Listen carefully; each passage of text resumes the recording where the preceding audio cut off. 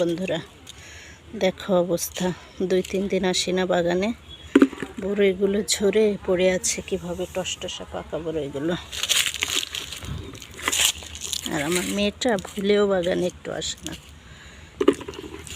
কি অবস্থা!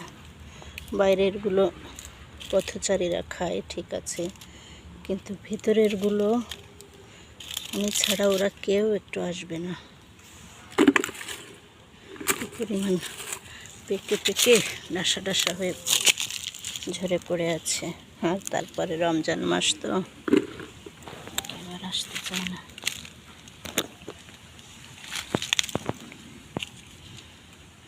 তো আপনাদের কার এমন কুল গাছ আছে বলেন তো?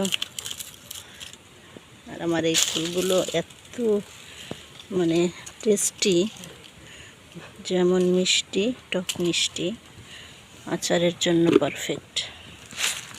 তো শুকনো কুল বা পাকা কুল কারো চাইলে ইনবক্স করতে পারেন।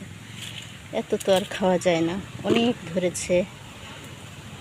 আশেপাশে আত্মীয় স্বজন অনেকেই খেয়েছে, অনেকেই দিয়েছে, আর পথচারীরা তো খাই। তো আমাদের আবার এত টক খায় না, ভেবেছি কিছু সেল করে দেব। তো